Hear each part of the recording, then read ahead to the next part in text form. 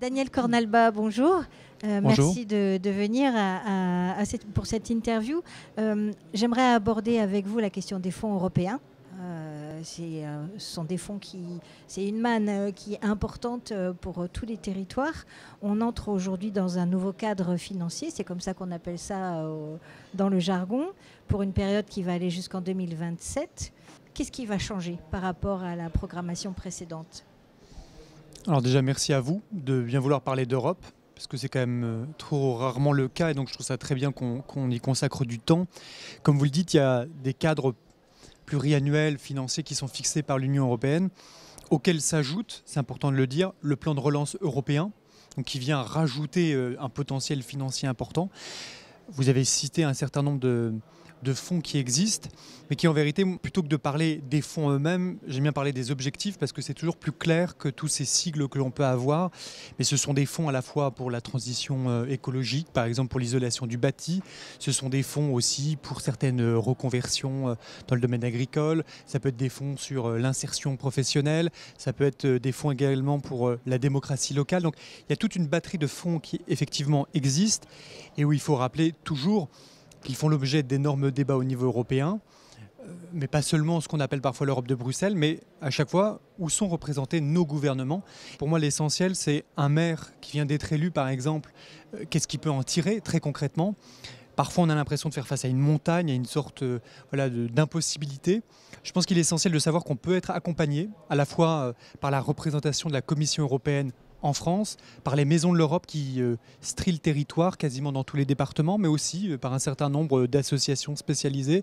Je pense au mouvement européen, je pense à d'autres organismes comme Europe Direct par exemple, qui sont là pour être des relais, pour expliciter l'existence de ces fonds. Et là, je conseille aux maires, vous avez des projets, on en a tous, déposez ces projets-là et on pourra plus facilement vous orienter vers le meilleur dispositif pour obtenir ce financement-là. Ce que vous dites, c'est que en fait, n'importe quel projet et n'importe quel maire, quelle que soit la taille de sa commune, il faut qu'il puisse se dire pourquoi pas aller regarder du côté des fonds européens si ça peut m'aider à le faire aboutir. Si vous êtes dans une commune de plus de 20 000 habitants, peut-être que vous avez des services financiers que vous pouvez former. Pour des communes de ma taille, en toute sincérité, le plaidoyer que je fais, et que je vais continuer à faire au cours de ce congrès, c'est d'inviter aussi les communes qui désormais sont toutes membres d'une intercommunalité. C'est à cet échelon-là qu'on peut aussi construire des projets ensemble. Et bien souvent, dans toutes nos communes, on a des projets qui sont similaires ou qui s'intègrent dans une même perspective. Je parlais tout à l'heure de l'isolation du bâti, on peut parler de la végétalisation des cours de récréation, on peut parler de plan vélo, on peut parler de beaucoup de choses. Souvent dans nos territoires, on a quand même des projets qui ont une cohérence et donc on peut les monter ensemble.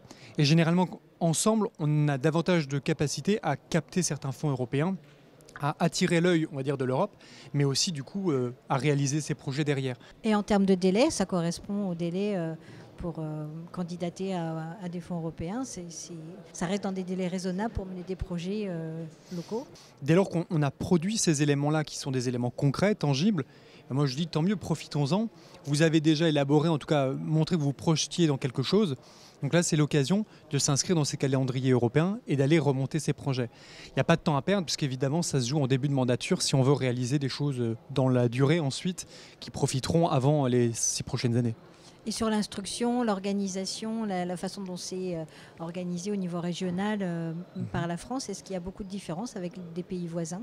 Est-ce que c'est plus compliqué en France qu'ailleurs ? Est-ce qu'il y a des choses qui pourraient être améliorées encore et que demandent les maires ? Ça, c'est un enjeu absolu parce que l'Europe a besoin des petites communes et des villes rurales, des villes moyennes, parce que c'est là qu'on touche le plus de monde finalement. Et à l'inverse, nous, on a besoin de ces fonds-là. Dernière question, elle porte sur l'opportunité à venir, puisque la France va présider le Conseil de l'Europe, le Conseil de l'Union européenne à partir de janvier. Comment les maires peuvent en profiter ? Pour moi, c'est l'occasion pour les communes à la fois de parler d'Europe, de faire connaître, parce qu'au-delà de la question des seuls financements, bien souvent dans nos territoires, c'est le cas dans ma ville, elle étant la ville, on a une vraie diversité européenne qui existe. Et je crois que s'ouvrir au monde, échanger, renforcer les jumelages existants ou en mener de nouveaux, et je pense que c'est aussi des sources de vraie dynamisation pour notre tissu associatif. Et c'est l'occasion de mettre autour d'une table tous les acteurs d'un village ou d'une ville pour dire voilà, qu'est-ce qu'on peut faire ensemble. Et je pense vraiment que l'Europe a besoin de l'échelon de proximité que sont les communes. Et les communes ont besoin évidemment de la puissance de frappe européenne en termes de financement notamment. Merci à vous.